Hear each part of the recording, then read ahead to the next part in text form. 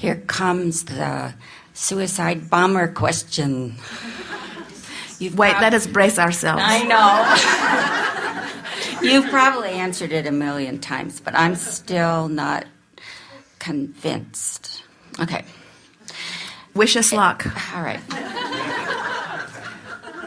If the suicide bomber commits what he wants to do from a position of anger, frustration, violence, and then he leaves the body, does he make that quantum leap all the way to bliss? That doesn't seem fair. Well, you have to understand that you are all perfect and expanding, and that you are all adored and worthy, and that you are all here having your exposure to experiences and doing the best that you can from where you are. And you've not been sent here in a test or trial. You're here as creators, as part of an expanding universe. In other words, you can't have it both ways. You can't have at the root of that which you are well-being, and then have that same root of well-being have the capacity to pronounce you evil. It is vibrationally impossible. That judging, vengeful God is manufactured from human point of view, from their place of deepest despair. Well, that's what they believe, though, that they're going to go to heaven and be in bliss. Well, then they'll be right. So But in the meantime, in other words, whenever you're looking at the behavior of someone else and believing that their behavior is inappropriate, sometimes, in fact, at the root of your question is a question that we hear from time to time that goes something like, Abraham, you're talking of individual selfishness and therefore guidance to alignment with Source worries me, people will say, because what if everybody just did what they selfishly wanted to do?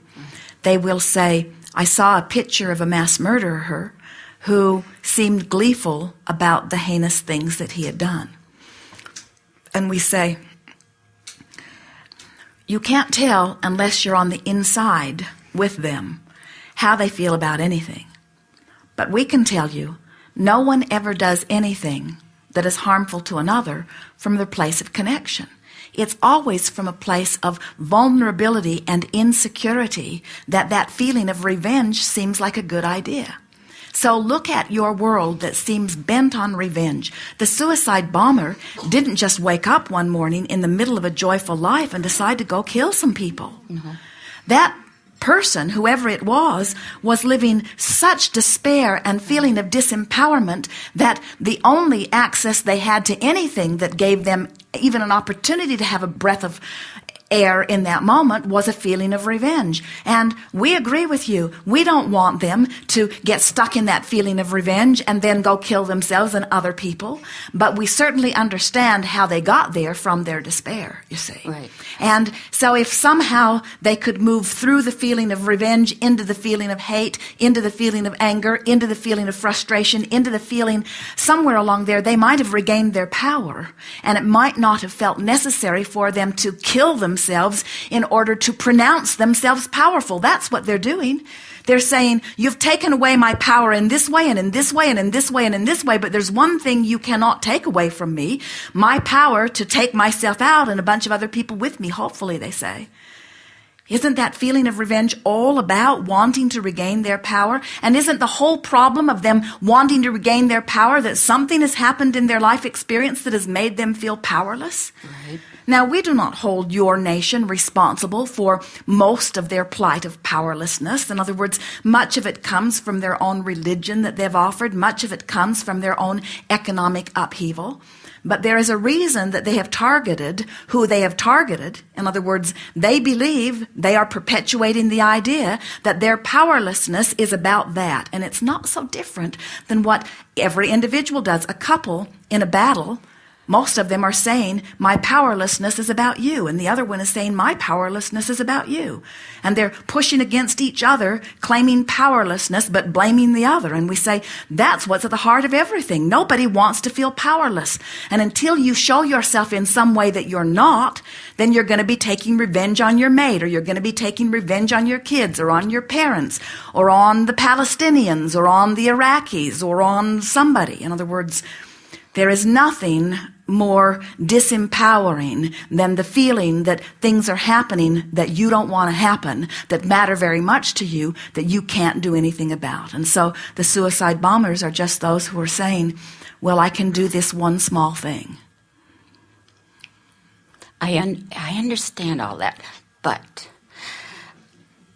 when they awake to the fact that they never died in the first place, yes, aren't they still in that feeling of anger and powerlessness? No, because when they reemerge into non-physical, they become the broader view, and they see the whole thing in the comical, ridiculous, unnecessary light that it really is. Okay. They see much to do about nothing. They see billions of people with the opportunity to create anything that they want, mucking around in the mud and blaming each other for their sense of powerlessness that only they individually have assumed. Okay. And then they laugh and say they're doing the best they know how to do. And for some, they say they will reemerge into pure positive energy and they will understand when they die. And for others, they say they will want to know so much that they will figure it out, like you are, while they're still physically focused. Okay. Thank you.